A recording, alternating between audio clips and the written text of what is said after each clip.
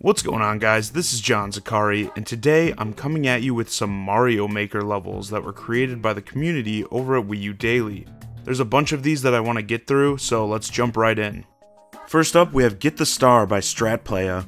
In this level, Strats isn't exactly generous with his boxes, and puts power-ups in some precarious positions.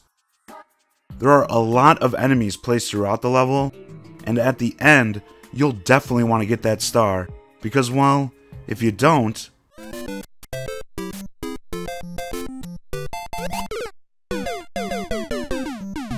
Next up, we've got Pipe's Glory by Squirtle. This level has a pretty tricky piranha plant trap at the beginning.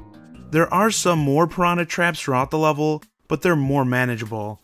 And distracting coins as well as low ceilings can make it tough to get past enemies. And yeah, the coins are literally everywhere, so I really hope you like that sound effect.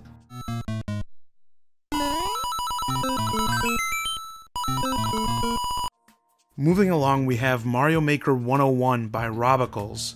This is a pretty straightforward level with simple platforming. There's some piranha plant jumps that can be a little tricky, but this one is solid for platforming beginners.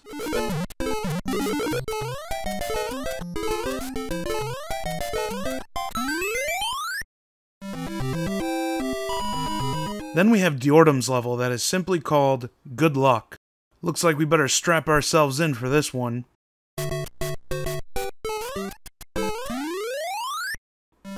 Okay. Up next is Spooky Mansion by Swift. I just all around really love this level. It's challenging but fair and complete with all the trickery that you'd expect from an actual Mario Ghost House.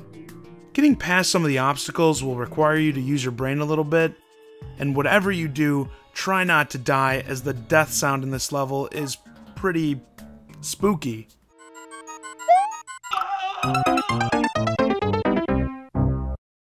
Continuing on is Zelda's Quest by Sage. Complete with the Zelda amiibo power-up, this level really does feel Zelda-esque, as there's some subtle puzzle solving that even involves blowing up some walls. And while we can't have Ganon play the boss role here, we did get a decent replacement. Next we have Don't Move Mario Sky Fortress by Jamborbelle. This is one of those automatic levels that have become really popular among this game's community. As the title implies, you don't move Mario as the stage is built to get him to the end automatically. While just being plain cool, this level also has moments that make you think something may have went wrong and tempt you to take over, which I really like in these types of levels. And the ending is also really cool and unique.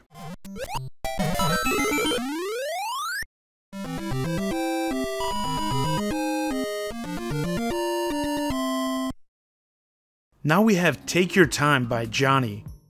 And that title is some really good advice for this level, as if you want to complete it, you're going to have to make sure to properly assess each obstacle, as things can get pretty crazy. There is a lot of artillery fire and some insanely long fire pinwheel traps. This one may take a few tries, but the difficulty is fair, and the level is satisfying to complete. Oh no! Now, take what I just said about fair and throw it right out the window for these next two levels, as they are what I would deem NES hard. First up, we have Skeleton Speed Ride #hard by Lex-Jewthor. Yeah, #hard. So here you got these skeleton moving platforms that are set to fast as shit, and you'll have to avoid obstacles by bouncing back and forth between the different platforms.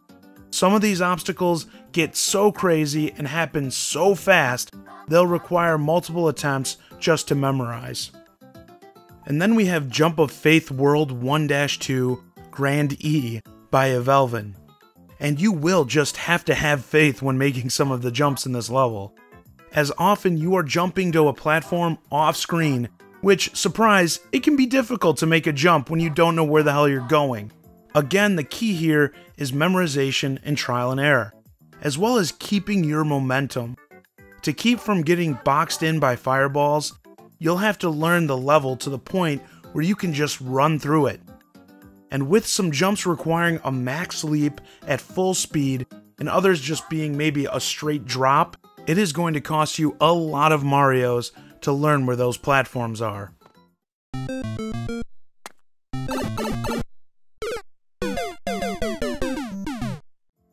Next we have Binks Follow the Shell. After playing the last 2 levels, I was relieved to get one so simple, but was so drained I still managed to die on my first attempt. Just as the title states, take out the first turtle, hit his shell, and follow it to the goal, and you're golden. Then we have Dark Link 2-4 by Dark Link, which is a Mario 3 ship auto-scroller.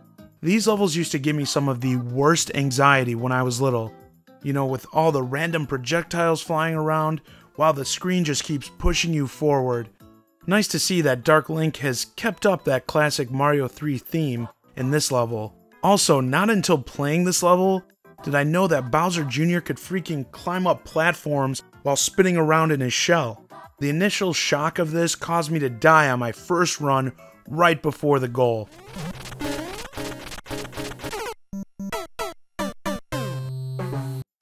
Last but not least, we have A Maze Between Marios by Kris. This level is a bit of a brain teaser as you have to navigate really tight corridors using shells and mushrooms to proceed to the next area. The misuse of these items may prevent you from clearing the stage, forcing a restart. Definitely one of the more unique stages I've played so far.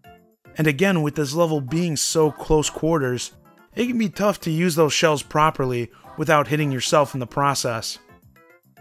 Well, that's a wrap for this video. Be sure to check out these levels for yourself. Codes are in the description. If you enjoyed the video, subscribe to my channel now, and you can say you were a subscriber before it was cool. As always, I'm John Zakari, and thanks for watching.